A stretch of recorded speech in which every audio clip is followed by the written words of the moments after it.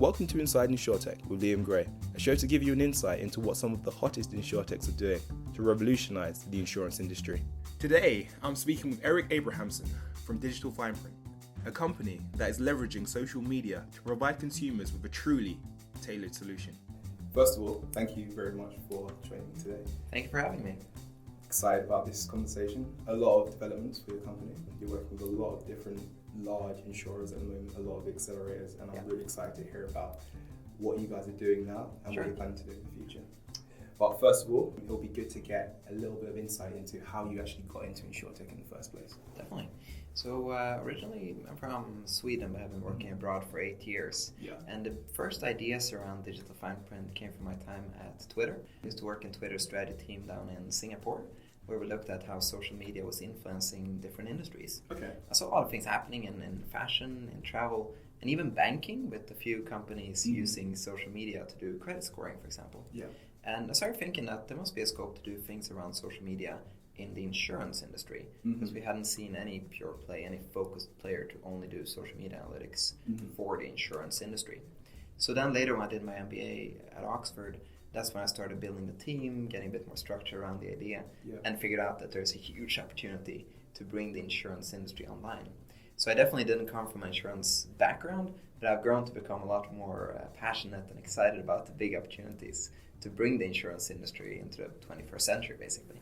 I mean, social media is extremely topical at the moment. Sure. Some insurers have tried, and I'm not going to mention the insurer's name, but tried and failed to do it. Was that sort of a blessing in disguise for you, where you have a proposition that will do it properly, and insurers are now coming to you to get your insight and get your expertise on that? On that day when that thing happened with that insurer, 4 separate insurance companies started calling me and asking, we want to do something with social media. You guys seem to know what you're doing. Can we do something together?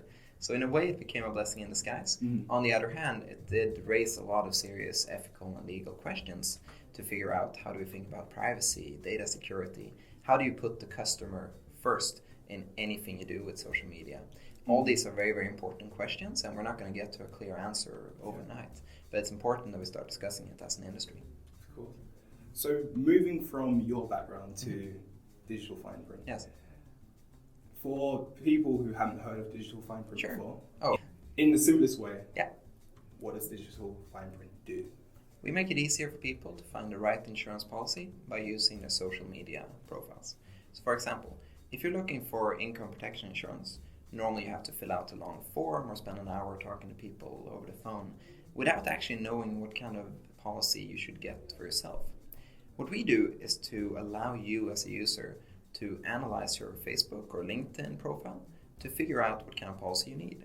So you can click autofill with Facebook, autofill with LinkedIn, and get your entire quote form filled out in a second. When that happens, you can see completely algorithmically what it is that our algorithm recommends for you, and it's easier for you to decide whether or not you should take that coverage. So effectively, it's a mix of speeding up the conversion process for the insurers, some part of robo-advisory, some part of social media analytics, and a lot of just the data science behind it to figure out how we make the right recommendation. So who do you see as your client? The insured or the insurer? That's inseparable, because you're helping one in order to help the other. Some people call it a B2B2C model, that we help insurers make the life easier for their clients. And I kind of like the idea of creating a win-win between the insured and the insurer, or the broker, or the insurance company, or even the reinsurer. Anybody in that chain is trying to make life easier for a customer. Of course. And with respect to your target audience, is this a proposition that's aimed at absolutely everybody, or is there an age demographic that you're specifically aiming this proposition at? When we started, we were looking a lot at life insurance for young parents, and a surprising amount are very, very active on Facebook. There are many of these mom groups where people get together and give advice, and that's a good demographic to us to start with life insurance specifically. A few clients then asked us to help them reach millennials. It's another good market for us. We're now trying to be a bit broader, because social media is such a broad term that you can find virtually anybody. So we don't clear cut to do saying we're not going to meet this demographic. If somebody is on social media, then we're trying to help them. And if you could sort of sum up the 3 unique selling points of Digital Fineprint, what would you say they are? I think the first is that we are a focused niche player, only doing social media analytics for the insurance industry. And that's important because there are so many specific considerations, both when it comes to using social media and when it comes to the insurance industry, that we need to be completely focused and not do banking, not do any other industries. Secondly, we've been building technology together with first our partners at Allianz, with Accenture. We built some very, very powerful technology that is leading edge in this field, in this very, very niche field. And if people and insurers want to get access to this technology, then we are the ones to come to. And thirdly, obviously, we've been able to get to a lot of proof points in a very, very short amount of time.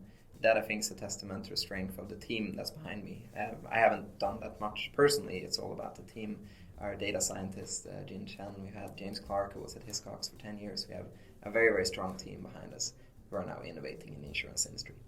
So given your team, given your proposition, in the next, let's talk short term, in the next year or so, what are you hoping to do within the industry with Digital Fineprint? How are you hoping that Digital Fineprint will change the industry? Definitely. 1 year feels like very long term. When you're in a startup, you're planning on a matter of hours, 10 days, 10 weeks. And one of our investors told us that any startup that plans in terms of months, I don't invest in. I want you to think in terms of weeks. So either case, 1 year forward, we want to work with many, many more clients. We want to help more insurers. We want to reach at least 100,000 users to help them figure out their insurance needs. We're probably going to be fundraising this year. That's not something that was planned, but we saw so much interest from investors who just started calling us that we figured, okay, let's go out and go for it. This morning I had a meeting with Excel partners. And it's a big flux in a way that there are so many things changing day by day. But the overall vision is to create the industry standard for using social media in the insurance industry to help more customers. And do you see that as something that only Digital Fineprint are doing at the moment, or are there other competitors that are trying to do the same thing? There are a few who are trying to do parts of our solution, but I haven't seen anybody who puts it all into one end-to-end solution, if you will. Gigia have been quite successful helping, say, media companies, Fox News and others, to add a login with Facebook functionality, but they don't do anything in the insurance industry. There's a Spanish company that are doing similar things, but are looking at open Twitter data or Instagram data, so without the consent of the user. And there we take a very strong ethical stance that we don't want to do that without consent of the user. It's unethical. I wouldn't feel happy if an insurer was looking through my Facebook without my permission. So everything we do is on an opt-in basis, and that's a very clear ethical stance that we take. In addition, next year GDPR will come into play, so it'll be much harder for those kind of competitors to act. So to summary, there are a few who are trying to do minuscule components of what we do, but nobody ever seemed to put it into one overarching solution. What I found really interesting about your answer there was that you mentioned companies from around the globe. And I suppose that's sort of reflective of how global InsurTech is. Sure. What sort of geographies are you planning to enter? It's getting interesting. Yesterday I came back from Geneva at 6 a.m, and my team had been in Italy to meet with some insurers in the same day. Tomorrow my head of sales heading over to the US to meet with a big insurance company there. I'm then going to San Francisco to meet with insurers and venture capitalists. I'm flying back to London for 1 day and then going to Singapore and then Australia. So we're trying to become effectively international from day one, which is getting to an intense schedule. On the other hand, we get so many frequent flyer points that we're all going to be on gold status before the end of the year. That being said, I don't think that any InsurTech can focus on just one market. And if you do, you're effectively shutting out so many more opportunities. We're a technology company, and technology companies have to be global from day one. Otherwise, you just close out to big parts of your potential future value. What I see interesting is that, for example, Trove made sure that they proved their technology in one market first, a good test market like Australia, and then they started spreading abroad with the UK and the US and others. We're trying to do the same by proving our technology here in the UK first, and now with our new partnership with MetLife that was announced last week, we're spreading that out to Southeast Asia especially. We're probably going to go kind of Europe, Southeast Asia first, and then go to the US perhaps in the future, mainly driven by different regulatory requirements. The fact that the US is regulated on a state-by-state basis makes it much harder for InsurTechs to go out and reach a big market. So today Europe, in the future Singapore or Southeast Asia. That's quite incredible, the way that the markets of every single country are becoming more and more important. Because in the past, we're here in London, and this was the centre of the insurance world. Exactly. And it's showing how this whole shift is happening. And I think you can see it especially in the investment field. We've been extremely lucky to work with EOS Venture Partners, early stage VC fund, who are effectively using general partners, limited partners from the US and investment capital there to fund especially European and Asian InsurTech companies, because you have a lot of the expertise and the capital in the US, but you don't have an addressable market in every way. So they're funding companies doing innovative things in Europe and Southeast Asia, which I think is a good strategy for them to take from a funding perspective.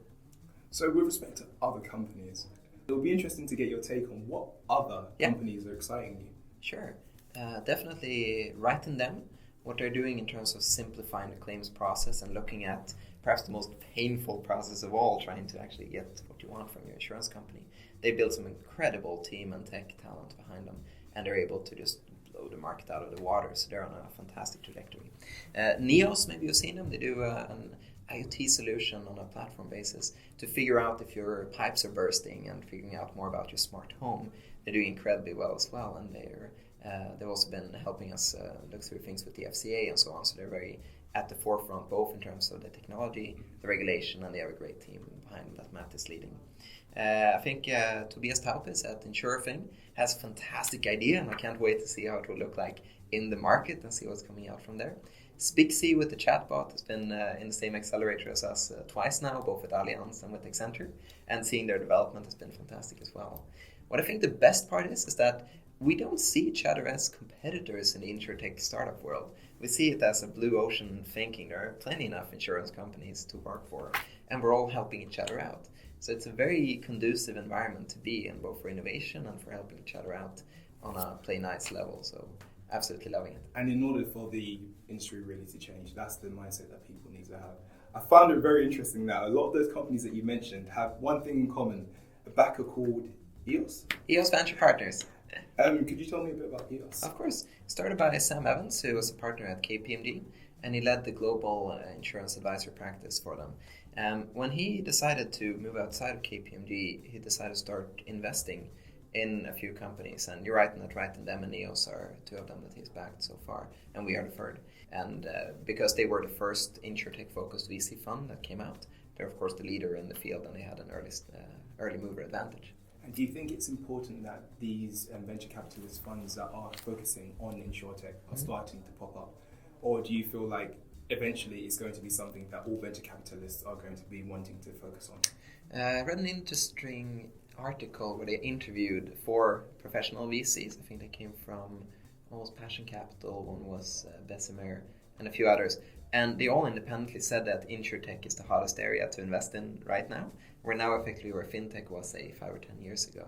So more insurance agnostic VCs will wake up to the fact. The problem there is that they might not realize the idiosyncrasies with the insurance market. And when that happens, they might be burned on a few investments. And a final question. Sure. So this is becoming a growing industry, InsurTech. This is becoming a very attractive industry. What would you say to those within and outside of the industry that want to move into the industry? It's a very good question. I think the first piece is to get good advice and get to know as many people as you can. I've been extremely lucky to have the support of investors. The overall InsurTech London meetup group that Paulo Cuomo and Robin Mertens have put together was instrumental in getting me plugged into the ecosystem. But the first step is always to get to know as many people as you can and learn from them and be humble and take all the advice that you can. In a way, you're at an advantage if you don't know anything about insurance, because that forces you to listen and learn as much as you can. So don't be afraid of going into it even if you don't have an experience in insurance. And then secondly, don't forget that what you're building, if you come in as an entrepreneur especially, will be with you for the next 5 or 10 years. So you need to make sure that you're working with the right people that you want to work with, that you can have fun together, and that it motivates you as a person, because you're going to be in it for the long run. It's been an absolute pleasure speaking to you today, and I'm very excited to see what Digital Fineprint do. Thanks for listening. Please subscribe, spread the word, and tune in to the next episode of Inside InsurTech.